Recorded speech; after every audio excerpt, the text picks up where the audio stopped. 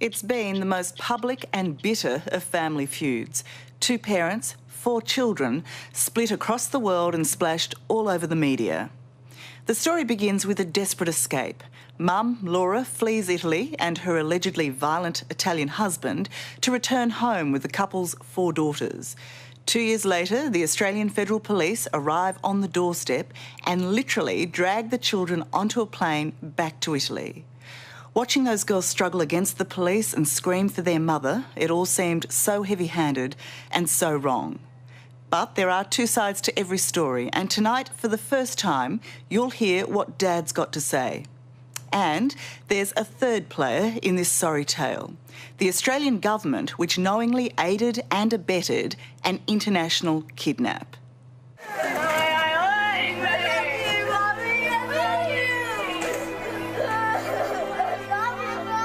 It was a scene few Australians who saw it will ever forget. Children being torn from their mother. The dramatic finale to a tragic family split. No! Let me go! Stop hurting me! The girls running, and then other girls running, girls resisting, screaming, men on top of my children, pulling their arm and their hand back, and them screaming for help. I was hysterical myself. I didn't know what to do. It's police. Are they allowed to do that to kids? Laura. The girls have been taken. It's my world, my whole world destroyed, and I'm terrified of what's going to happen. And the Italian father accused of psychological and physical abuse. No, it's not true. The girl have a good relationship with me, and the girl love me. I think it's the worst period on my life, this. And in the middle of it all, 4 innocent girls. My name is Emily Vincenti and I'm 14 years old. My name is Claire Vincenti and I'm 13 years old. My name is Christine Vincenti and I'm 10 years old. My name is Lily Vincenti and I'm 9 years old. But tonight we reveal the central role played by the Australian Embassy in Rome that made a mother's desperate plot to flee Italy possible. So what did the Australian Embassy say to you? What did they say they could do? They said that they could assist me, and they said they would help me come back to Australia. The Australian government is against me. Forgivable or unforgivable? For me, it's unforgivable.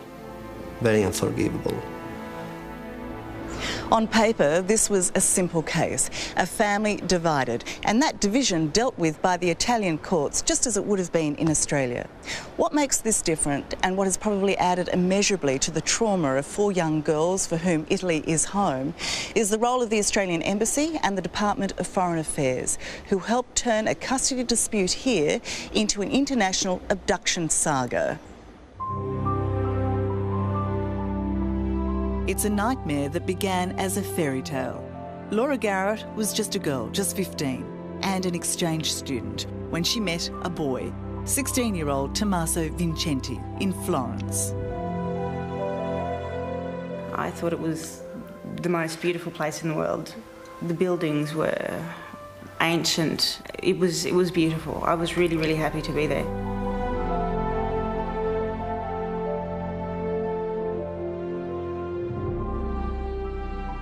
You are in Florence, it would be very hard not to fall in love, Yes, I'd imagine. I have very fall in love with Laura, yes. Tommaso and Laura were each other's first love, which blossomed when his family let her stay with them. When you are younger, you think everything is forever, and the love is forever. So she was very much part of your family. Yes, yes. Laura is part of the family. My mother and my father consider Laura daughter. Within a couple of years, Laura was pregnant and a bride. She was just 17, Tommaso 18. Well, here on your wedding day, you look very happy. Very happy, yes. Very young also. Very young. Tommaso's family house in rural Tuscany, the ideal setting to bring up a young family. First, there was Emily, then Claire. The children like this place, and also my children is grow up in this place. But 3 years into the marriage, the young couple suffered the anguish of losing their next daughter, Julianne, at just 3 months. According to Laura, their daughter's death in 2000 changed Tommaso. He slowly started to detach himself more and more from the girls and I, to become more distant. He started to become more angry and aggressive, more abusive, more insulting. Tommaso denies that, but despite whatever problems there were in the marriage, the couple had 2 more children over the next few years, Christine and Lillian. But you stayed in the marriage. You had 2 more daughters. Why did you do that? I saw the Tommaso that I used to know, and I could see that he was still in there. And I hoped that he would change. I hoped it would get better. But Tommaso claims that although Laura stuck with the marriage, she was also having an affair with one of his friends. I think my marriage is finished in 2006 when I discovered that Laura is in love with another man. And 2 weeks later, I have lost my job. In this moment, I feel very depressed because all my point of reference is destroyed. I didn't have an affair. I didn't have an affair. We were friends. I had told him that I wanted to leave my husband, and he kissed me, and I kissed him back. We met a couple more times after that, and I realised that I think I might have been falling for him. Then one day he asked for more, and I knocked him back, and I said, no, I can't do that. Laura claims, along with his depression, Tommaso became violent towards her and the girls. He's a very scary man. Anyone who's been in an abusive relationship perhaps will understand the fear that a person has over you. If they are violent and they hurt you and they're abusive, you're always scared they're going to do it again. And that's the power he's had over the girls and me. While Tommaso strongly denies he was ever violent, he freely admits that losing his wife and then his job pushed him into clinical depression, for which he was hospitalised. Did your depression change you? Did it make you psychotic or violent? No, never. I'm just depressed. I think it's normal in this situation to feel depressed. In 2007, Laura moved out to an apartment in the village of Pontisieve, just down the hill from Tommaso's house. The Italian courts gave them joint custody. You did sign a consensual separation. I did it for the girls. I did have a decision. I made my own mind up as well. Right, and I thought, let's do this to keep it peaceful. Right. But so as the mother of these 4 girls, who you claim were being abused, physically abused by their father, yes, you thought it was in their best interests for him to still have access to them. I thought he would stop. I was so naive. I thought he would stop.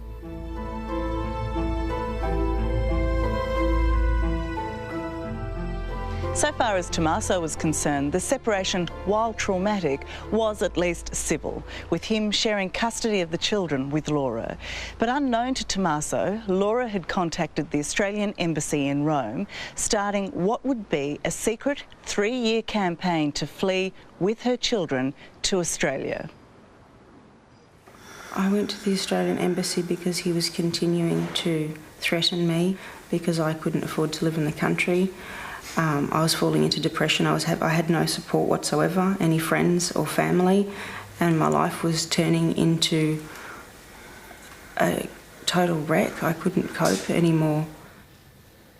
Did you have any idea that Laura was making these complaints and allegations to the embassy? No. In 3 years, from 2007 2010, I never understand what's happened. I think everything was good, and I try to stay in a normal life. So what did the Australian embassy say to you? What did they say they could do? They said that they could assist me. They said that all the girls needed to be Australian citizens, and they said they would help me come back to Australia.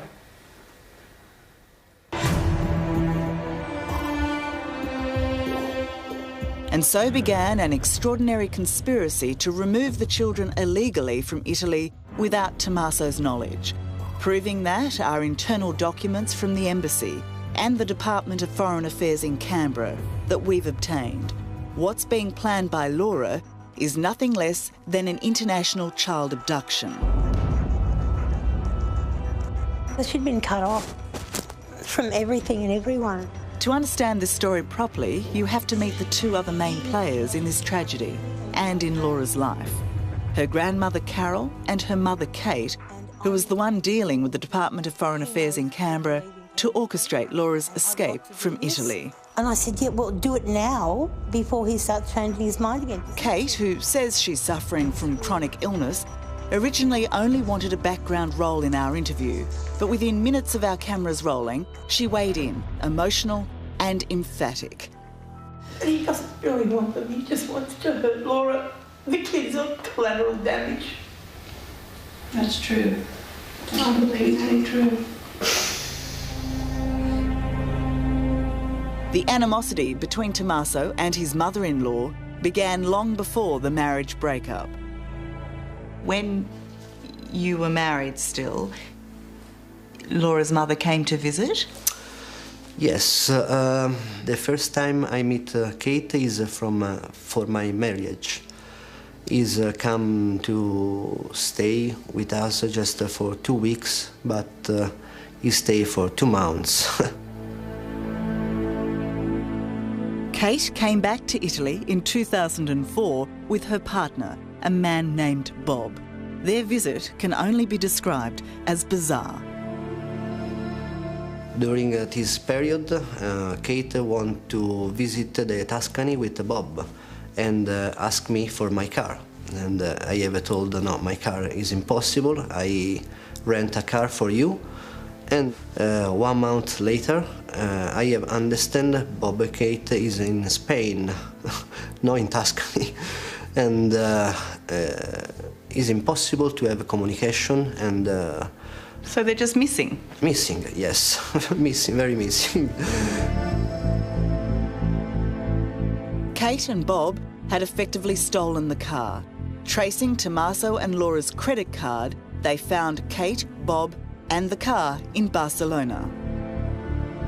What state was the car in? The car is completely destroyed. The well is destroyed.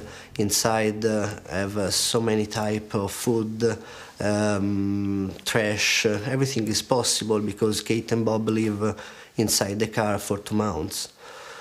And the car is in a very bad situation. What was the police reaction? Oh, the police is unbelievable. And I remember a policeman told me, how is this possible? A mother stole the car and put her daughter inside this problem. She disappeared and I was very angry with her.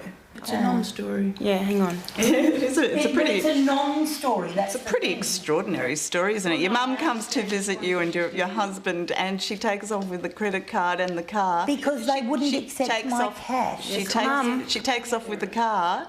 You have to track her down in Spain. Police have to pull her over. She's been living in the car. It's extraordinary, but it's not. I'm not the one that did that, and I love my mother, and I love my grandmother, and I love my whole family, but I didn't do those things.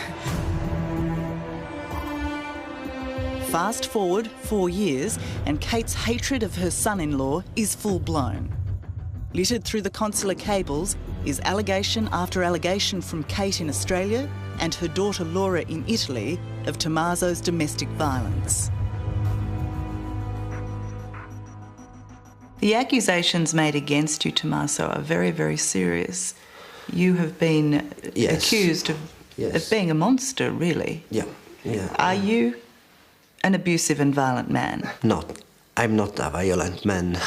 I never hit my children or Laura. Ever? Ever. I never hit Laura or my children. She says that you threatened to kill her, that if she ever left you, you would kill her, that you would take the girls away from her. No, it's not true. Laura told this to Australian people and Australian embassy because she looking for compassion about these people, for helping her to escape from Italy. In response to Laura's allegations, the embassy staff did recommend she go to the Italian police, the Carabinieri, and welfare agencies. She says she did, and continued to bombard embassy officials with her accusations about Tommaso's supposed violence. We did attempt in Italy to find out, to back up your claims about your calling the social workers, calling the Carabinieri. In terms of Tommaso's violence, there is absolutely no evidence. He does not have a criminal record of any sort. And speaking to the Carabinieri, they absolutely deny that he is a violent man. They have absolutely no reports, no knowledge of your accusations. And his mother has a lot of money and it's a very small town. No, it's not about Giovanna, it's just about the... Could you please Can I answer, Mum? Yeah. Answer, thank you.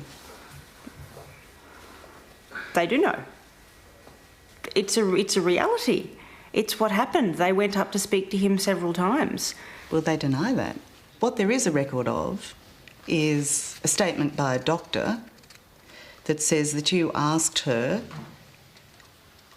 to write a certificate declaring signs of trauma and physical wounds that you received from Tommaso. Yep.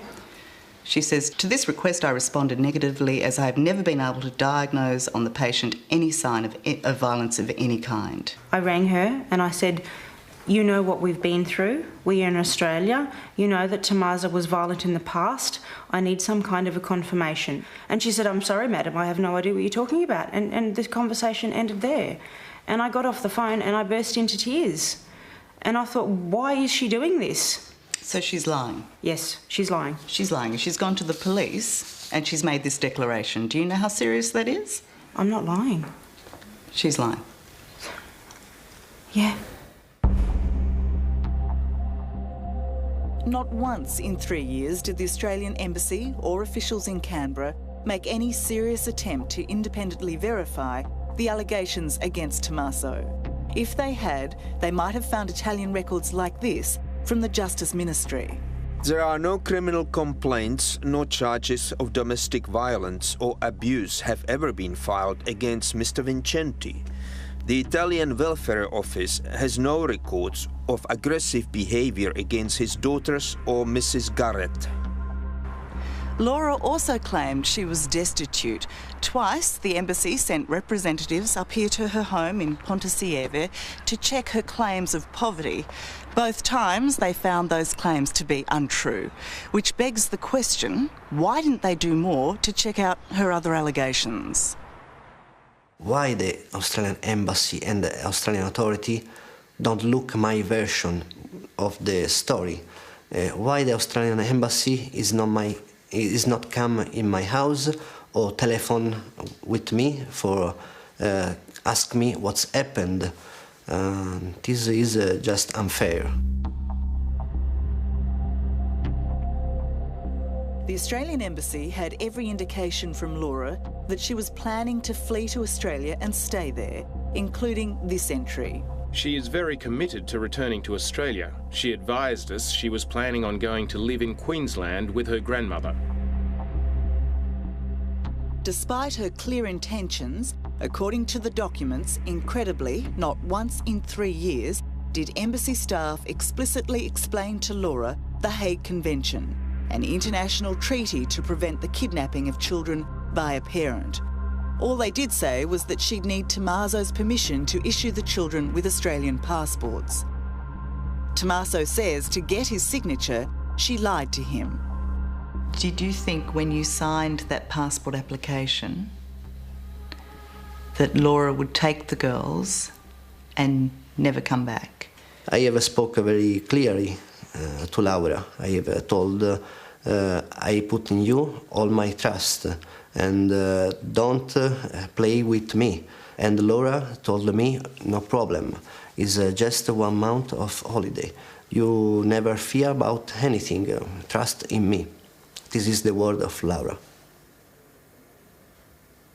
Within the correspondence of the embassy, it says there that you would say anything just to get him to sign those passports. I probably would have. She would have. Said anything to get him to sign the passports. I probably would have done anything to protect the girls and to get away. Did you tell the Australian embassy that you had told him that you were taking the kids just for a month's holiday? It was never just a holiday. I'm asking your daughter, Kate. I'm asking Laura.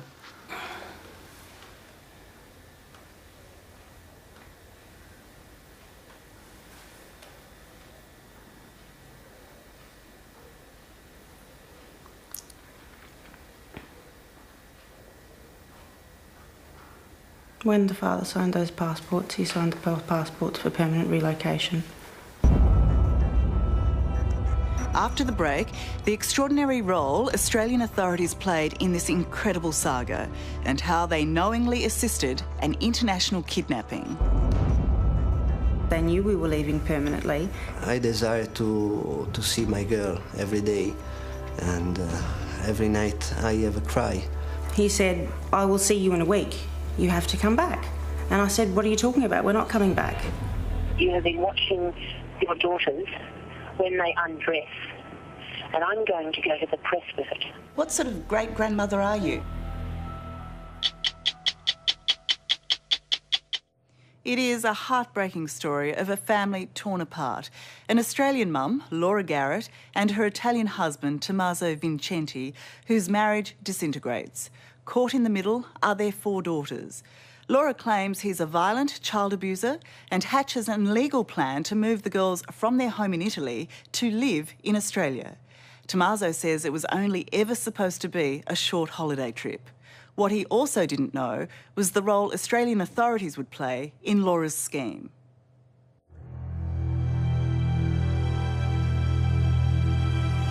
They would argue that you signed the application for their passports, that you gave permission for them to leave Italy. Yes, I remember I put my signature under the application passport because Laura convinced me for his good intention is only a holiday trip with the girl.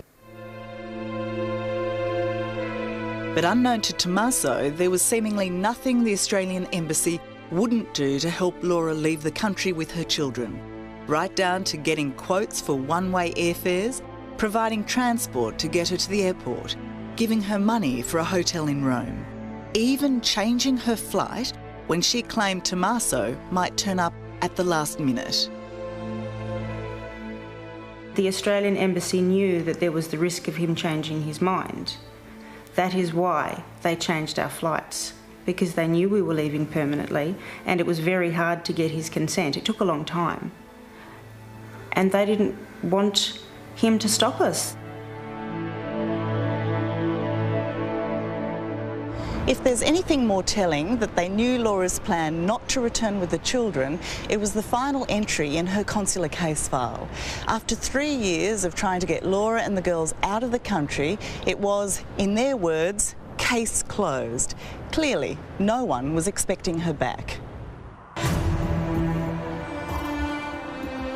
On the 23rd of June 2010, Laura and her children flew out of Italy, literally seen off by the Australian embassy staff who'd made it possible.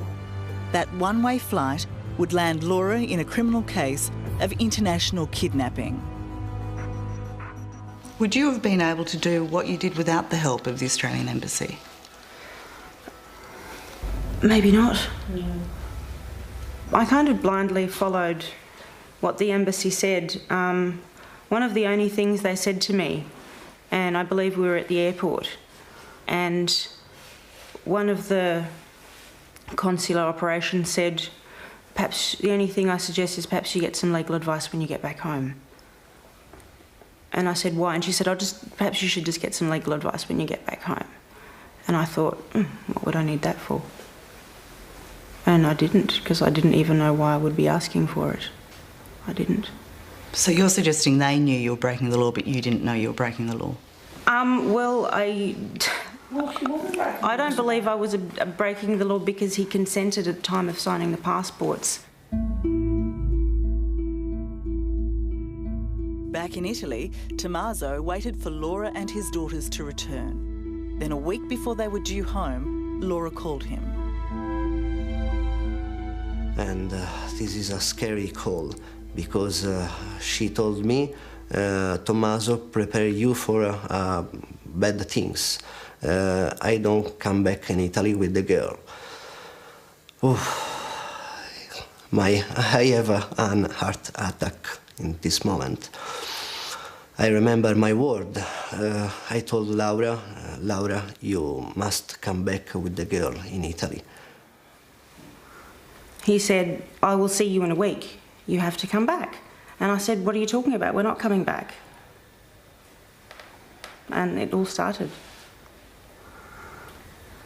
How did he react? He said that I had to get on the flight or watch out. He was angry. He was angry. How did the girls react to being taken to Australia? The girls were very happy to be here. The girls were very happy to be here. Did they know that they were moving permanently to Australia? My elder daughters knew that they were moving permanently, yeah. Not the younger ones? No. What did they think was, excuse me, what did they think was going on? We hadn't discussed it with the little ones, really. I desire to see my girl every day, and every night I have a cry because my girl miss too much, and is 2 years very, very hard for me. I think it's the worst period on my life, this. The Australian government, through its embassy in Rome and officials in Canberra, had helped engineer the abduction of Tommaso's children.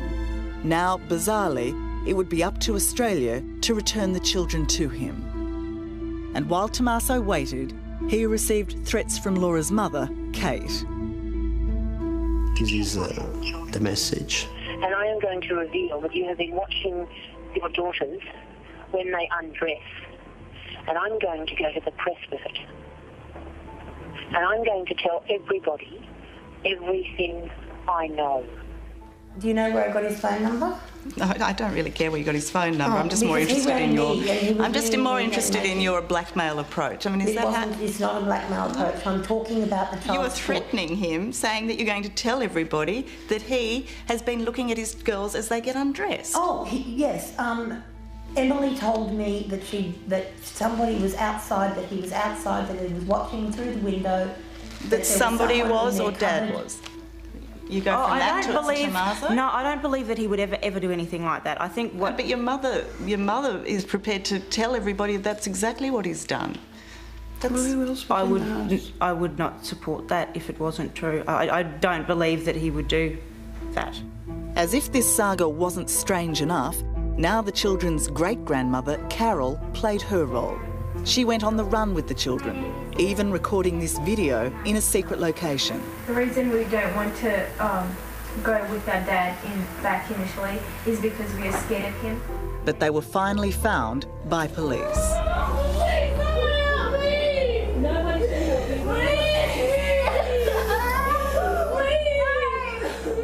Do you accept that you put them in that position? No, I didn't. You absolutely did. No, I did not. You absolutely did. You exposed them to the fear that they felt.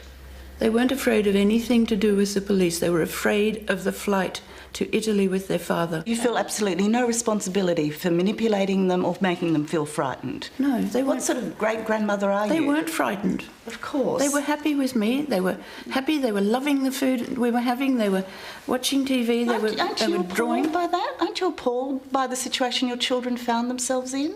I'm appalled by the fact that everything went the way it went.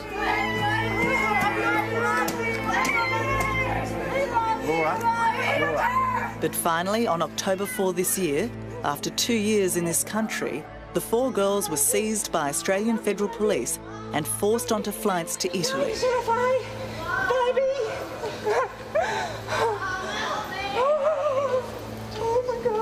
It was a situation that happened so fast and it was so terrifying, and your kid's screaming, "Mummy, help me," and it's a reaction. How can you control something like that? I don't think that there's a worse situation for any child or mother to happen to them in their whole lives. I have no doubt about your emotion at that time. I have no doubt about that. And of course, no mother and no child should find themselves in that situation.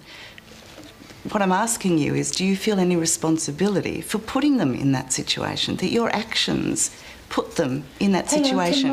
And do you have any regret about that? That's my question. All Laura did was try to defend herself and save her children from going back into harm's way. That was Laura. I blame myself constantly for everything. I blame myself for everything. That's the way. That's the way I work. You're blameless. I started doing that since I was very young. I do blame myself for everything. I'm starting to try and be a bit more realistic. I've tried to talk to the father. I've tried to come to arrangements with him. I've offered him a lot of ways out of this, and he constantly changes his mind and he's not working with me. Emily, no! No! In all of this, it's sometimes easy to forget that at its centre are 4 young girls who, through no fault of their own, have been subjected to incredible trauma. No, Emily! No, no! And during their first days back in Italy, that trauma was painfully, dramatically obvious. Please help me, please! La fight finita. No. The girls say they don't want to live here with you. Yes, but I think it's not completely true. I think... This is what your daughter says. Yeah. Emily, why won't you listen to us? I do not feel safe with you, but I do with Mum. Yes, I think is in one moment in the life of Emily to tell her feeling. But when you are younger, your feeling change so many times. You may not like it, but it would appear to all of us that the girls don't want to be with you. How is possible to believe in this world? Because the girl have a good relationship with me. The girls love me, and now the girls stay good now and have a normal life. Is the bed of Christine and Ander, Lilian. The girls didn't want to talk to us. Tommaso says they're still traumatised and that 2 years away from him may be difficult, if not impossible, to make up. He says the girls and he wish Laura would return to Italy and again share in their upbringing. Do the girls miss their mother most at bedtime? Yes, sometimes I read the book with the girl, the happy story, and we pray for the mother and the family in Australia, and we spoke about the return in Italy, the mother, and I hope the mother come in Italy very soon to stay with the girl, yes, because the girl needed the mother and the father. So why did you tell them that you couldn't go back to Italy with them? And why are you not back in Italy with them? I can't go back to Italy because there are criminal proceedings on foot against me for international child abduction, and there is risk of prison. The most likely outcome would probably be probation or home arrest. So I would be a mother in a country where I know nobody. and I don't have a job or a house or any belongings or anything to offer my children, and I'm no good to them in a situation like that.